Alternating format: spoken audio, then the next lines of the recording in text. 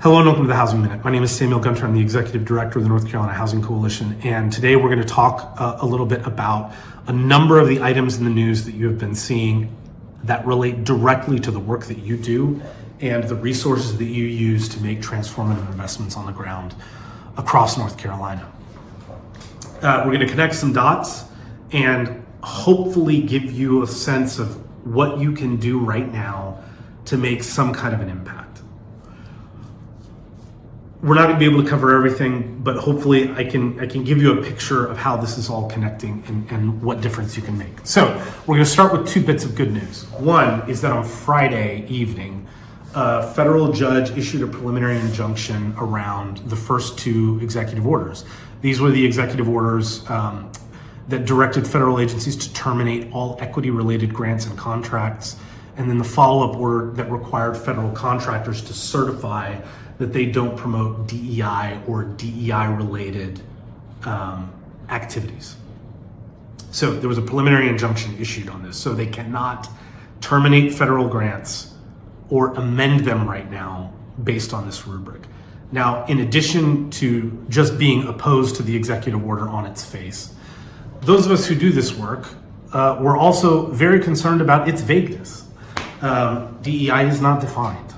And for the purposes of what is a drastic order to terminate all grants or contracts, and you do not define what the rubric is that you're using to terminate, the big concern for those of us that do housing and community development work is that depending on who's doing that interpreting, basically everything that we do could fall under that bucket.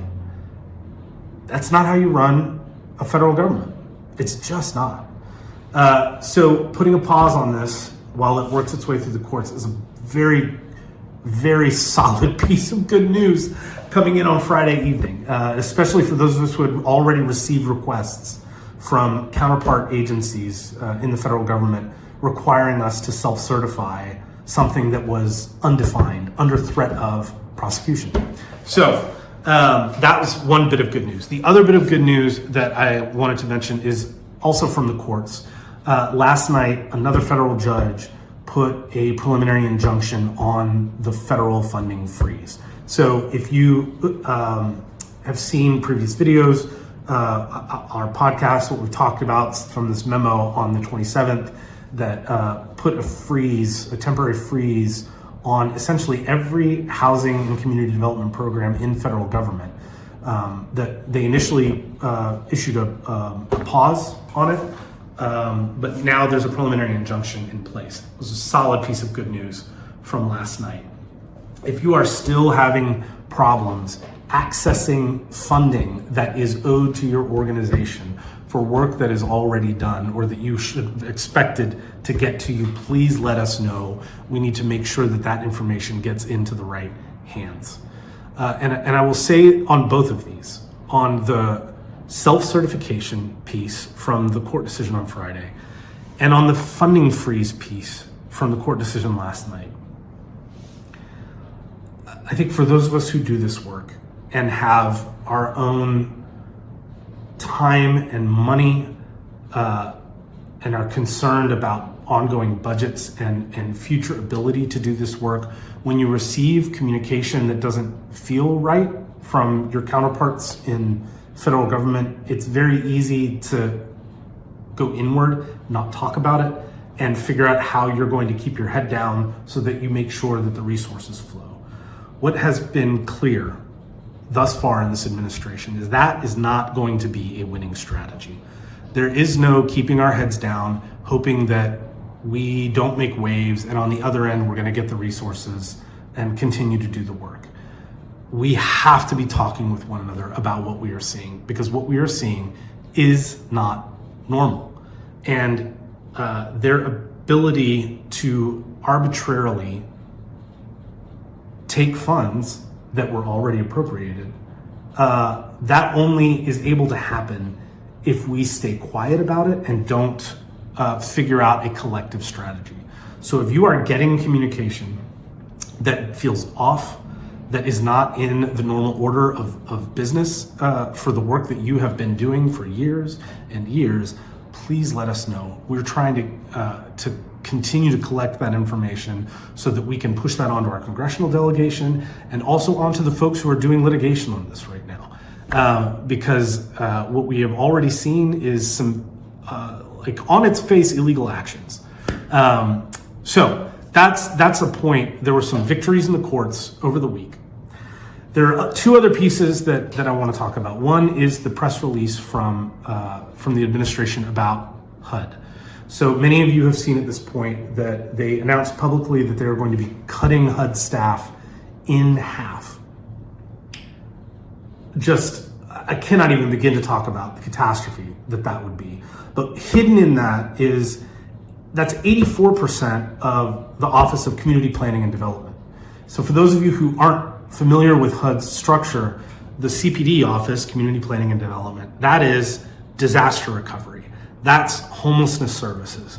That's the Home Investment Partnership Program. That's Community Development Block Grant. That's the National Housing Trust. The bulk of the resources that this universe uses to make these kind of transformative investments across the state, they flow through the CPD office. And the proposal is to cut 84% of that staff.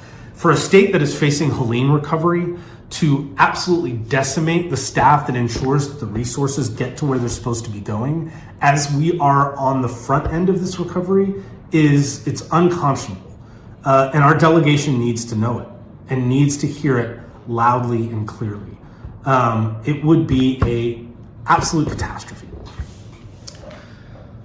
So good news on the court front around the executive orders that would terminate federal contracts related to this vague and undefined DEI. Good news about the preliminary injunction on the federal funding freezes. Highly concerning news coming out of the administration about potential decisions to gut HUD's staff in the coming weeks. And then the other thing is last night, the budget vote. So we are in the middle of budget negotiations around how we're going to continue to fund the government moving forward. First of all, I want to say thank you to all of you who signed on to our letter that asked our congressional delegation to ensure, because of the funding freeze, that the resources that were already appropriated got to their intended destination, right? It's wild that we have to do that kind of advocacy to require the administration to follow the law, but we had to, and thank you. So that was one piece of the letter. The other piece was to prioritize affordable housing and community development investments in ongoing budget negotiations. More than 400 of you signed on to that letter, covering every county in North Carolina. That is a big deal. That letter has been sent off to our congressional delegation. If you have not yet signed it and still want to, please do so. We will continue to add names because the budget negotiations are going to be ongoing, right? And so we are going to continue to be talking with the legislative staff of our congressional delegation that handle housing to make sure that our elected officials know the importance of these investments for their constituents. That legislative work is incredibly critical because in spite of all the chaos of the administration, the funding is still a legislative matter. And so there's sort of, so now we've come to the part of, so what do we do, right? How are we going to make an impact right now? And I want to talk about three things. So on that administrative front, and with the backdrop of what happened in the courts last night and on Friday evening, I want to say we need to be talking to one another, right? If you are getting things from HUD, from SBA, from America, from wherever, from USDA, whoever on the front that doesn't seem right, don't retreat and figure out how you're going to keep your head down and survive it. We need to talk about it because we need to make sure that the resources are getting to where they're going. And if they're not, that's a problem, right? There is an administrative and a court strategy happening right now. And though you may not be a named plaintiff on a lawsuit, the information about how they are relating to you, to the organization, to the work that you do is critical in making sure that they follow the law. So that's one. We need to talk. Don't do it in isolation. We need to talk. The other piece is legislative, right? They need to hear both the importance of these investments and the potential consequences for some of the decisions that are being made in this administration right now. And honestly, my personal recommendation is folks who work in housing and community development, I'd say we tend to be patient people, right? It takes a while to build, and you got to bring coalitions together. Not one person can do it. So you got to work with folks. We got folks from all across the political spectrum as a part of this coalition that make this work, right? Because we know to build, it takes time, it takes patience, it takes working with people. And so we tend to not be the kind of in-your-face folks. But I would encourage you in this moment, given the frankly existential threats coming out of this administration, given their actions over the last month and a half, to be as clear as you possibly can about the potential impacts on their constituents, on our communities. As clear as you possibly can, because that is incredibly important right now. And I feel like there's two communications goals.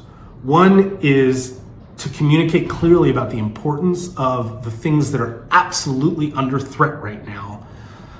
And while you're doing that, to not lose sight of still articulating a vision for why we do the work in the first place, right? Because we are all in this work because at our core, we believe that a better world is possible, that more affordable, more just, more welcoming communities are possible. And we're trying to marshal all the resources and support that we can to make that a reality. And public resources are a key part of that puzzle. It's not the only piece of the puzzle, but it's a very critical piece of the puzzle. That needs to be communicated loud and clear in a way that puts people in the future, in a way that casts a vision that people can understand. We can't neglect talking about the catastrophe that would be the decisions that are happening right now, but we need to also make sure that we don't get lost so that we're not articulating that vision. And so the last thing I would say, so again, there's if you're seeing things that are on their face, ridiculous, illegal, not right, we need to be talking about it. Don't make those decisions in isolation. We got to make sure that they're following the law. So that's one, on the administration and on the court side. On the legislative side, communicating both the potential catastrophe of some of these decisions and the impact on their communities without neglecting that forward thinking, that visionary, here's what is possible if we actually put the resources in that could make a real difference. And then finally, and this is the piece that we often neglect, and we're going to be talking a lot more about this in the coming weeks, is our public-facing communications. We're 13 minutes in, so thank you for sticking with us this long. But this is the critical piece for us. Each of our organizations, we touch people that don't really do this for a living, right? They're not in the weeds on how CDBG could interact with home, could go LIHTC, and none of that means anything to them, right? They see what you do and how it makes a difference on the ground. And so they support you through donations. Maybe they volunteer, they serve on your board. They'll speak in support of you at a city council meeting. They sort of understand vaguely what you do. They see its impact, but they don't quite understand how public resources play a significant role in the work that you do. We need to be thinking about the way we are communicating with the broader public about our work so that they have a better understanding of what all comes into play in doing the incredible things that you do. My suspicion, and this is my suspicion going back from working at a Habitat affiliate years ago, is that folks are able to tell themselves that it's just their donations that make this work, and don't understand that it was maybe CDBG funding that allowed the infrastructure to get built, and maybe home funding flowing through HUD and through the finance agency that put a second mortgage on there that allowed them to get cash up front when they close on a house instead of waiting for the mortgage payments to come in, that allows them to build more and build sooner. They don't understand that AmeriCorps members are a significant part of helping the construction happen and guiding volunteers on the build sites. that it's a key piece of this puzzle that makes it all work together. We need to be communicating more clearly and more forcefully about how the good work that you do that is already supported by folks across the community, how it happens. That public-facing piece that is, I would say, more critically, is helping put us all in the future together. A future with a more just and affordable and welcoming community. That is critical to that public-facing messaging. Clear about the threats that we are facing, but don't lead there, because we're trying to build the support for this work moving forward. So again, on the administrative side, on the judicial side, if you're seeing things that don't seem right, talk to someone about it. Our phones are open, our emails are open. Please let us know, because if it's happening with you, it's happening with someone else. And we're trying to figure out what the strategy is, what the collective strategy is, to make sure that this administration follows the law. On the legislative side, thank you for signing on to the letter. If you have not yet, please do so. And honestly, if I were you, I would designate staff folks every day. Just put them on a rotation to call your congressperson, call both of our senators, and let them know about the important investments that are happening, and also the potential impact of the catastrophic decisions that this administration has been making around housing and community development investments. So that judicial and administrative, legislative, and then public facing. We gotta build a bigger coalition of folks around these resources and their understanding of how impactful these investments are. That public support is critical, especially in this moment. We are in a significant fight, y'all. This is it cuts to the foundation of the work that we do, and the threats are existential. There's no way to underplay it. For such a time as this is why all of the years of work that you've put in, the trust that you've built among community partners, among local elected officials, among state and national elected officials, among industry partners, and so on. This is the time to make sure that those trusting relationships are being used to communicate the necessity of these public investments, because they are absolutely under threat right now. And their loss or their complete hamstringing would be catastrophic for communities across North Carolina. Your voice is more important now than ever. Thanks for sticking with us this long. We will see you next time.